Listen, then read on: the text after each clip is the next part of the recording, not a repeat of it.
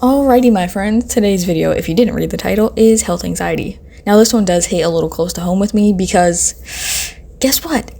I have health anxiety too! Yay! Okay, sorry. But yes, I do struggle with this, sometimes on the daily, sometimes very often. And that's why it needs to be talked about, because many people do struggle with this, and they feel alone, or they do not feel seen or heard. So, before we start, I will always say I am not a quote-unquote certified professional, okay? This is just my advice. This is just what I know based off my knowledge and my research. So take everything I say with a grain of salt, because I am not what everybody thinks is a professional. Okay, we're going to start on the psychological definition, because a lot of people tend to not know what it actually is, because sometimes the internet can give a different idea. So here we go. Health anxiety or hypochondria is a psychological condition characterized by excessive and persistent worry about having or developing a serious illness, even when evaluations show little to no cause for concern. Sorry, guys. Individuals with health anxiety often misinterpret normal bodily sensations, such as a headache or slight pain, as signs of a severe medical issue. This leads to frequent checking of the body for symptoms, repeated doctor visits for reassurance, and excessive researching of health-related information. I'm sorry, I can't help the stuttering. This anxiety does tend to be persistent and can impact daily functioning and relationships and daily life. And I will say that many people think that people with health anxiety are overreacting, just to minor symptoms like, oh, that's really nothing. But let me tell you a crazy fact real quick. Sometimes our minds can be so consumed by the worry of a symptom that our body can actually exhibit it. Like, trust me, I've had it happen. It's very weird. I don't know how to explain it. But anyways, let me get back to it. Let me just put it into simpler terms, actually. Health anxiety is when you excessively worry about your health, developing a health issue, getting sick, contracting a disease, even if you are healthy or already chronically ill. And just as any other illness or mental illness, health anxiety can happen to people of all ages. There is no limit who this can happen to. I know for me personally, my health anxiety actually started really young. I believe I was 8 years old, and it started to progressively get worse over the years, to the point where it does affect me every day sometimes. I do have more of a handle on it now, because obviously I'm grown up and I actually can reassure myself. But yes, certain symptoms some days can honestly send me spiraling. Like, I can go down a whole, like, oh my gosh, cancer, this, dying, whatever. Like, brain can do crazy things, I will say. Now, health anxiety can often stem from witnessing or going through a bad health experience, becoming chronically ill, having a health concern constantly dismissed, medical trauma, medical gaslighting, family history, certain beliefs, stressful events, fear-mongering of social media, that is a big one. And health anxiety can actually be related to OCD. And more. There can be more. Those are just the main that I know off the top of my head. So, just if you're more curious, obviously do your research on health anxiety and its topics. So, let me move on to the next one. The severity of health anxiety actually ranges, okay? So, it affects every person in different ways. For some people, they can be unable to function or enjoy living their lives due to the excessive worry. And for others, it could just be worrying about a certain symptom when it pops up, or hospital visits. Hospital visits can be a big trigger for some people. And just like most mental and chronic illnesses, there is a spectrum to it, so the severity is not linear. It does not affect everybody in the same way. For every person, it's different, okay? It can affect some more than others. It can, have less of an impact, so just keep that in mind.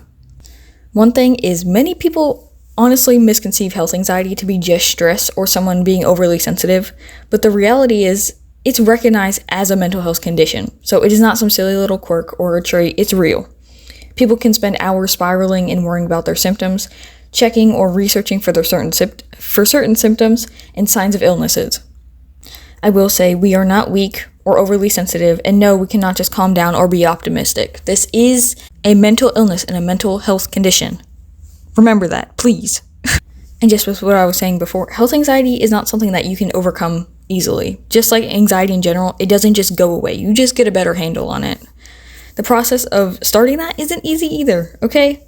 Being able to accept and understand and validate yourself is a good start, but still, you need to either talk to a professional or at least start kind of training yourself on how to deal with it and how to get a better handle on it, because again, it's not going to go away. You just have to deal with it better.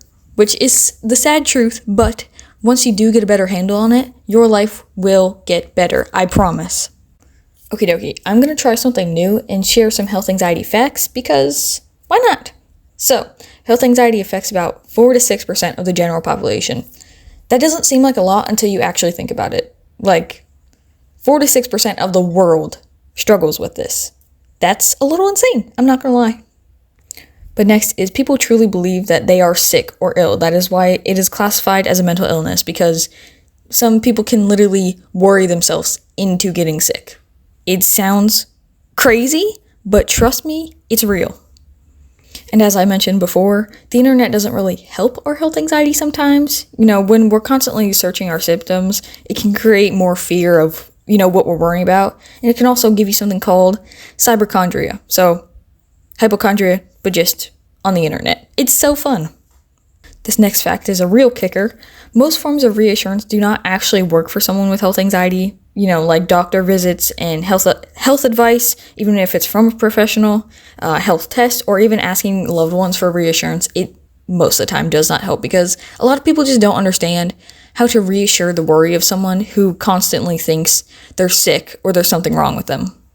This next fact also coincides with what I said earlier. It says many people experience health anxiety in their 20s and 30s, but there is not an age limit. See, it's mostly reported to start in your 20s, but it can start when you're a child. It can start when you're 40 years old. There's literally no age limit for when you can kind of develop health anxiety. Health anxiety often co-occurs with general anxiety disorder, depression, and OCD, which, it makes sense. Just put 2 and 2 together. It makes sense. And lastly, this is not really like a fact. It kind of is, but this is my own. We are real humans, and just like everyone else, just in case you forgot, we worry. It's okay to worry. All right? Okay. Glad we can agree. Alrighty, now that we know all the knowledge, let's get onto some exercises and techniques to help manage your health anxiety. These are mostly from me, so just, again, take it with a grain of salt. So first I would start with changing or helping your mindset when it comes to worrying or deep diving into your health and symptoms. So we can try to restructure how we think, so that means we're trying to think positively. And when you're starting to panic about certain symptoms, you can shift your thinking, okay? Like, you could say, I am experiencing a common everyday symptom, or if I had this symptom and illness, it would be okay, I would handle it. Remember, calming, reassuring thoughts.